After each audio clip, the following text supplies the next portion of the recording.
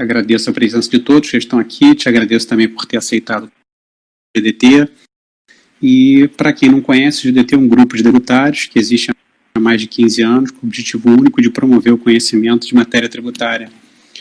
Para quem quiser saber mais detalhes, basta entrar no nosso Instagram, no nosso Facebook, ou até na própria página do GDT Rio, na internet, que tem muita coisa legal lá.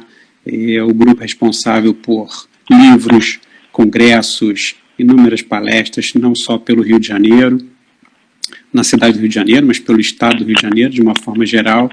Então, quem quiser saber mais, entre e seja bem-vindo ao grupo. E hoje aqui a gente vai falar um pouco sobre ICMS na importação. Só que por que desse tema?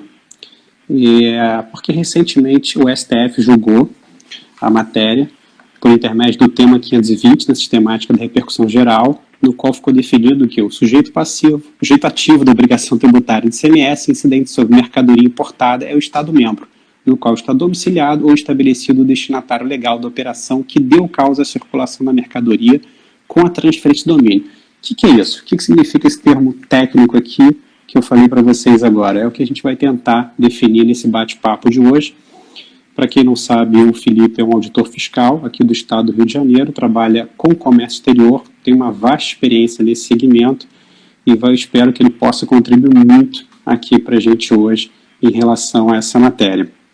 E não tem como eu falar desse julgamento que ocorreu recentemente, se antes fazer uma preliminar aqui e explicar o que ocorre em âmbito nacional, que é a chamada Guerra dos Portos. A problemática toda se resume à guerra fiscal, guerra de estados que querem arrecadar o seu ICMS e por isso acabam criando vários benefícios e incentivos fiscais para que empresas façam suas importações por outros estados e não pelos estados onde estão os maiores consumidores, as maiores indústrias e quem realmente vai se utilizar dessa matéria.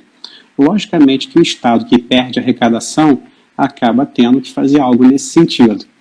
O Felipe sabe bem aqui no Rio de Janeiro como é que ocorre isso.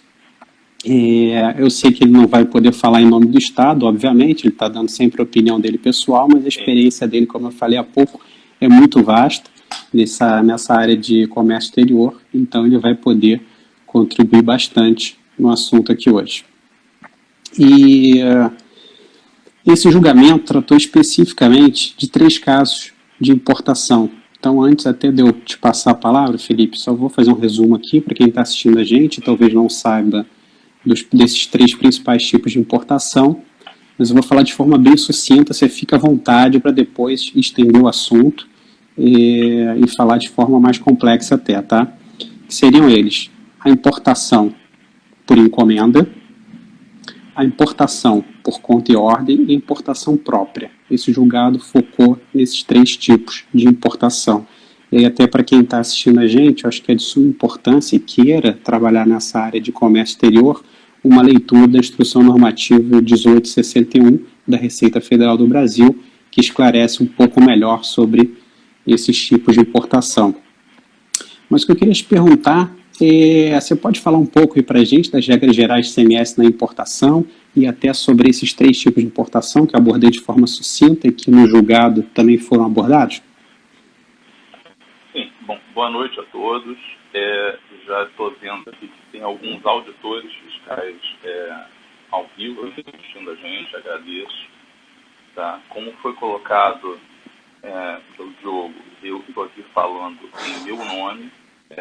Para quem não sabe, eu sou formado em Direito, pós-graduado especialista em Direito Tributário e trabalho como auditor, antes de trabalhar como auditor, trabalhei como advogado tributarista por vários anos, passei para o concurso de auditor fiscal, onde comecei a minha carreira na Superintendência de Tributação, respondendo questionamentos não só de contribuintes, como de auditores mesmo. Só que, revisando, aqui eu estou dando a minha opinião pessoal, minha opinião acadêmica, não estou falando como o auditor Felipe, sim como o jurista. Vamos lá. Como foi colocado inicialmente, tá, existem 3 tipos principais, tá, de importação que são definidos pela instrução normativa já citada. A primeira delas é a importação por conta própria. Estão falando aqui que o meu som não está bom. Está muito distante teu som. Você tem algum fone? Bom, vê se melhorou agora. Melhorou um pouco. Ainda. Peço perdão, eu realmente não estava preparado para colocar um fone aqui, eu não tenho fone simples que nem esse daí. Tá? Vamos lá. Então, assim, são 3 tipos de importação. A por conta própria é a mais simples de todas, tá? É onde eu importo e eu sou o destinatário.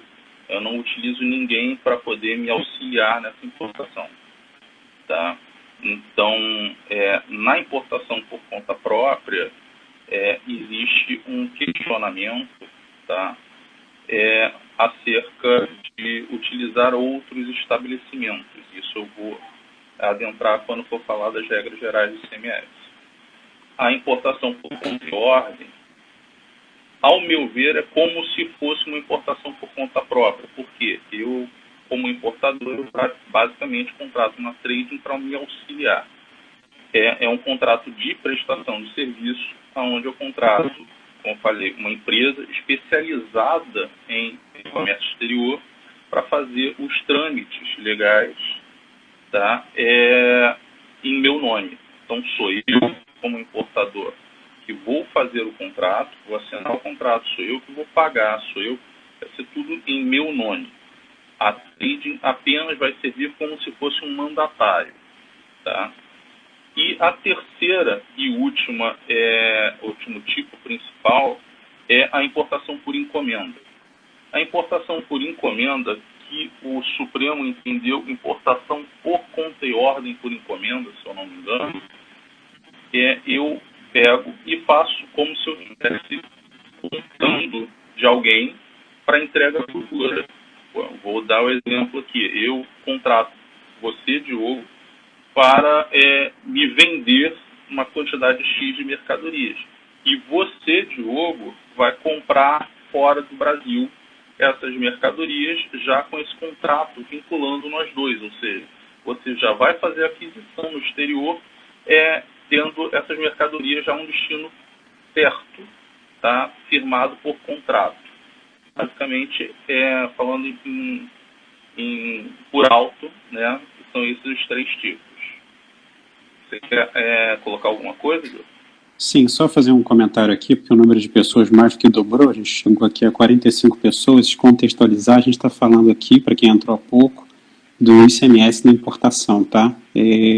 Especificamente em virtude de um julgamento realizado recentemente pelo Supremo Tribunal Federal, no agravo em recurso extraordinário 665134, no qual foi firmado um tema relacionado ao ICMS na importação. E esse julgado, eu faço algumas ressalvas em relação a ele, e a primeira delas, que é uma crítica constante minha ao Supremo, que eu tenho que falar do histórico dele. Ele chegou no Supremo em 2011. A repercussão geral foi reconhecida em 2012 pelo Joaquim Barbosa, ministro naquele momento da Casa. Mas ele só veio a ser julgado atualmente pelo ministro Fachin. Ou seja, você tem um processo que chega no Supremo em 2011 e é julgado só em 2020. A gente tem aí um lapso temporal de 9 anos para decidir uma matéria. Tem alguns que falam, Diogo, mas a ICMS importação já tem números dos julgados do Supremo em relação a isso. Tá, mas nenhum deles sobre uma tese firmada como foi agora. E qual foi o objetivo até de ter sido reconhecida a repercussão geral pelo Joaquim Barbosa naquela época? E eu acho que até cai por terra o argumento dele da necessidade de reconhecer a repercussão geral. Por quê? Pela demora no julgamento. Então eu queria até ler uma parte aqui do trecho dele que ele fala: diante da diversidade de entendimentos conflitantes suscitantes para desestabilizar a necessária segurança jurídica que deve orientar as relações entre o fisco e o contribuinte, considero que o tema merece ser discutido em profundidade por esta Suprema Corte. Essa foi uma das justificativas dele para reconhecer a repercussão geral. Aí vem o Fachin, no voto dele até, e fala o seguinte: nesse quadro, entendo que uma corte de precedente deve satisfazer as preocupações sociais, textualizados pelo ministro Joaquim Barbosa, ao menos parcialmente com o filtro de produzir a necessária segurança jurídica que deve orientar as relações entre o fisco e os contribuintes. Mas como é que você vai produzir uma segurança jurídica num julgamento que demora 9 anos para ocorrer só no STF, tá? E nesses 9 anos, o que a gente observou muito, não só nos conselhos de contribuintes dos estados, bem como nos tribunais dos estados do Brasil. Decisões conflitantes sobre a matéria. O que eu posso falar que eu tenho maior conhecimento é aqui do Conselho de Contribuintes do Estado, que no final a gente vai ver que o voto aqui acabou sendo divergente. O entendimento que predomina aqui, e você deve ter ciência disso, obviamente, é que em uma dessas importações que nós mencionamos, que é a importação por encomenda, que ele usa até uma nomenclatura aqui estranha, ele fala importação por conta própria por encomenda, né? Não, ele fala importação própria por encomenda, algo assim. E nesse tipo de importação, os tribunais administrativos vêm entendendo que o responsável pelo pagamento, ou seja, o ICMS, seria devido no estado de quem está fazendo a encomenda e não no estado da trading que está realizando a importação. Já o voto aqui acabou entendendo de forma distinta. Não obstante até o caso em análise aqui, originalmente, ser uma importação por conta própria. Mas por essa necessidade de tentar contextualizar melhor esses conflitos e solucioná-los, eles abordaram os 3 tipos de importação. O caso aqui foi de uma empresa que importou por conta própria por São Paulo e mandou para a indústria dela em Minas Gerais para industrializar a mercadoria. Diante desse cenário, o que aconteceu? São Paulo, o ICMS foi recolhido para São Paulo pela empresa, mas como ela encaminhou para uma filial dela, fez uma transferência para Minas, Minas entendeu que ela que deveria ter recebido esse ICMS. Logo, o que o Estado fez? Auto de infração, cobrança, execução fiscal. Essa execução fiscal, que ao ser questionada judicialmente, acabou levando esse processo para o Supremo. Então, vocês observem o seguinte: o caso em questão aqui é uma importação por conta própria, mas ao chegar no Supremo, o Joaquim Barbosa, na época, em 2011, já analisando inúmeras decisões divergentes sobre no país sobre a matéria, acabou optando por dar repercussão geral à matéria com a finalidade de tentar diminuir esse problema. Sai esse voto agora do Fachin, de 2020, que a meu ver não foi um voto lá muito lúcido e não abordou a matéria muito a fundo, explicou realmente quais são os 3 principais tipos de importação, explicou o entendimento dele, pautado até em inúmeras decisões do STF. Acho que eu nunca vi um voto do STF que tivesse tanto voto do próprio STF para pautar o entendimento dele. E a grande divergência que eu vejo aqui foi esse aspecto de que na importação por encomenda eles entenderem que o estado que a trade estaria localizada que tem direito a esse ICMS e não quem fez a encomenda. E aí eu já te faço até uma pergunta aqui para a gente tentar começar um pouco do nosso debate. Sim. Considerando que o STF tem inúmeros julgados sobre ICMS na importação, você vê essa diferença de forma prejudicial para o Estado do Rio de Janeiro ou não? Bom, de novo, eu estou falando aqui em meu nome, meu entendimento pessoal, tá? Meu entendimento acadêmico. Não em nome do Rio de Janeiro, tá? Do Estado do Rio de Janeiro.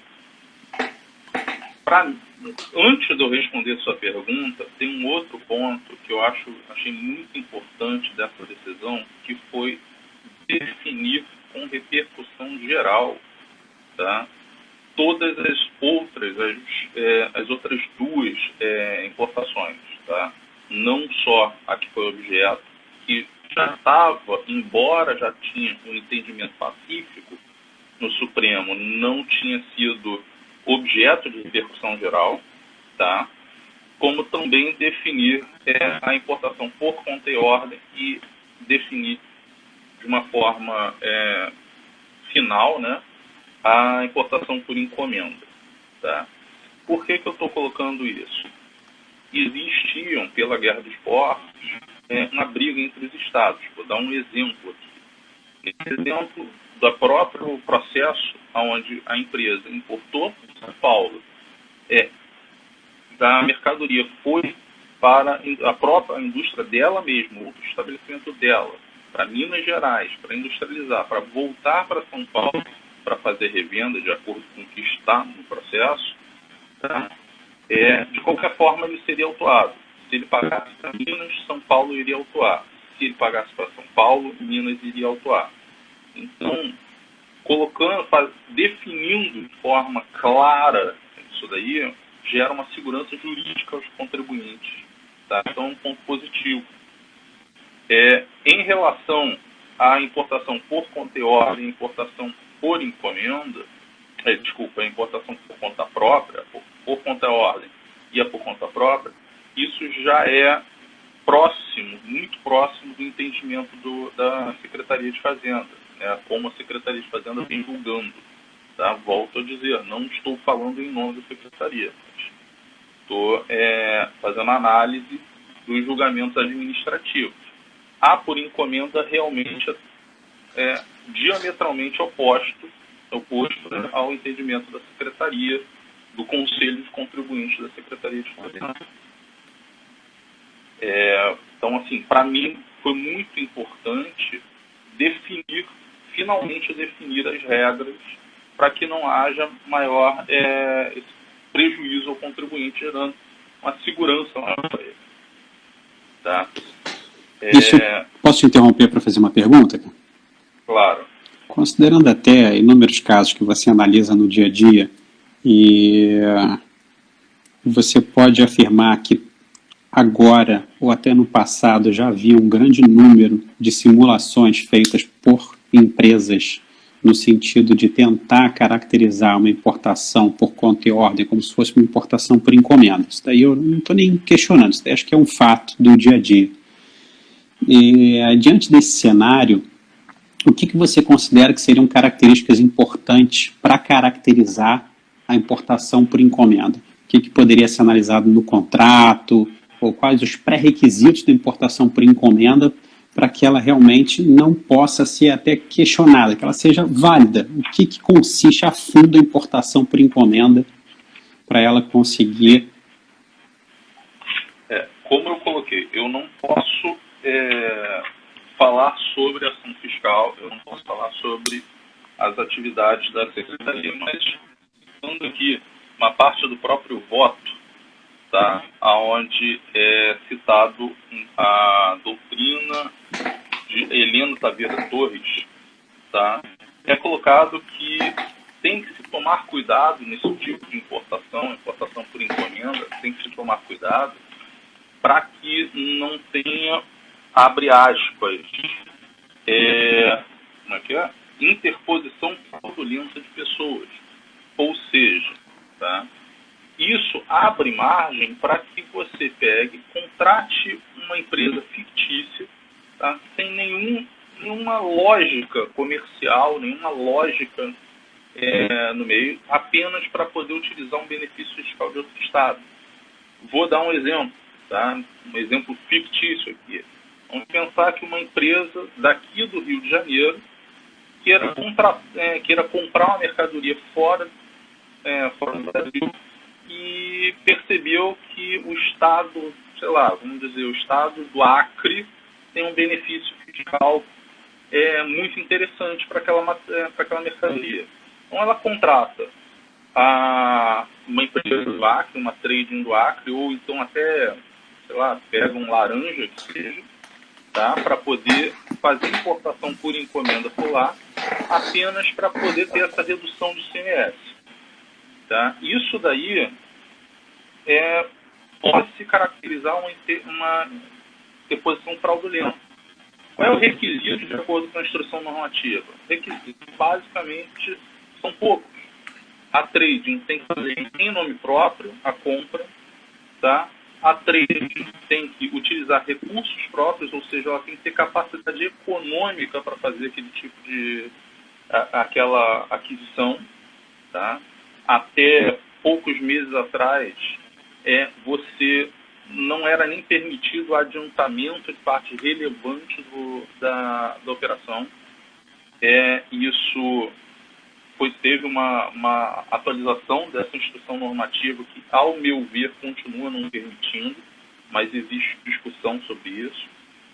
E o terceiro requisito, para mim, claríssimo, que é onde eu vejo, pelo que eu leio na internet, julgados, essas coisas, é onde onde tem mais, assim, os maiores pecados, tá? Que é o risco, a trading empurrar o risco da importação para o seu cliente. O risco tem que ser da trading, como eu disse. Ela compra em nome próprio, ela nacionaliza a mercadoria e ela vende uma mercadoria nacionalizada para o encomendante. Basicamente é isso. São esses os três requisitos.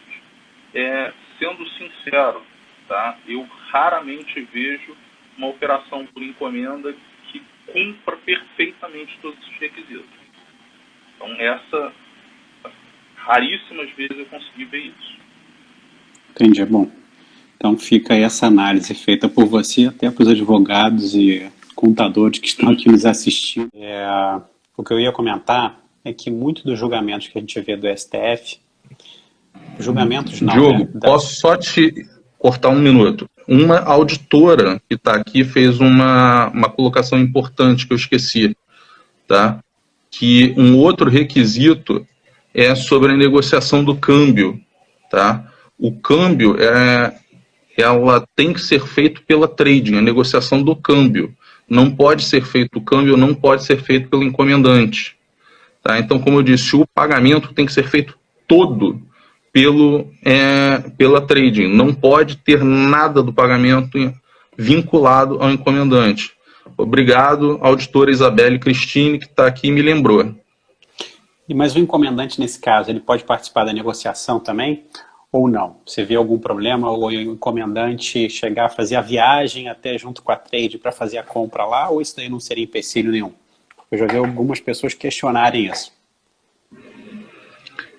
Nesse caso, a simples participação na escolha do fornecedor e na escolha da mercadoria, a princípio não vejo problema, mas ele fazer a negociação, ele fechar e só botar para a trading assinar, isso é um grande problema. Então, na realidade, você está numa zona cinzenta muito grande. Você tem que analisar o caso concreto. Certo. Tá? Isso Tudo é um grande... depende... Pode falar. Eu ia comentar que isso é um grande problema do STF, porque eles não podem analisar o caso concreto, tem que analisar a questão puramente de direito e da forma jurídica. E você formar uma jurisprudência, formar um precedente sem essa possibilidade de ir a fundo ou de analisar os fatos, gera uma certa complexidade. Esse voto aqui é óbvio que ele vai ajudar grande parte dos entendimentos que existem atualmente entre fisco e contribuinte, mas não vai solucionar a questão, longe disso. Eu até vou mais além, eu acho que a questão só seria solucionada com uma reforma tributária no qual a guerra dos portos, ou guerra fiscal, como alguns preferem chamar, fosse extinta por intermédio do legislativo. O judiciário que ele tenta fazer aqui, se a gente for pegar ICMS importação, tem inúmeros julgados sobre o assunto, dá alguns entendimentos que não vão solucionar a problemática. Ele apenas dá algumas diretrizes de forma que a resolução de conflitos seja menor, mas isso não tem adiantado. A gente tem decisões de ICMS importação, pretéritas a 2000, de situações que até hoje ainda tem decisões conflitantes nos tribunais administrativos e judiciais.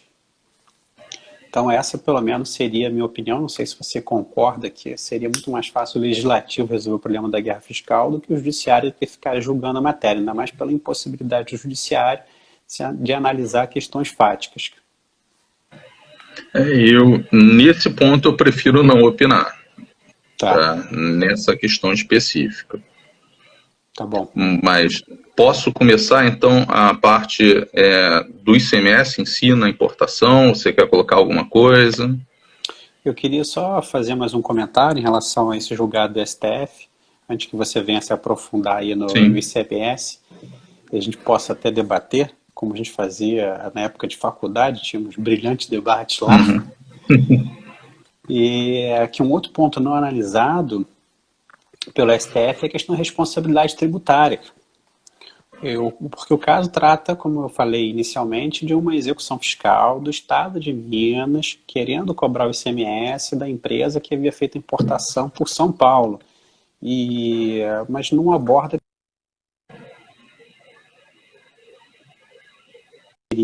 a responsabilidade tributária nesse caso. Isso não foi feito aqui, acho que foi uma grande falha do julgado.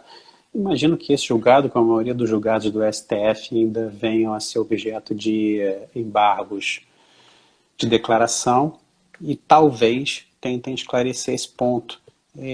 Eu sou um defensor de que aqui a gente está lidando de um caso de substituição tributária concomitante. Não sei se você concorda com isso ou não, mas que é uma exceção total à regra. Sim, isso era um dos pontos que eu iria tocar quando falasse sujeito passivo, mas já vou adiantar. Sujeito passivo, você tem o contribuinte, que ele sempre vai ser um importador. Sempre. O contribuinte sempre vai ser um importador. Mas a Lei Candir, ela cita em no caput do artigo 11, não? Que para definição de local da operação e responsabilidade.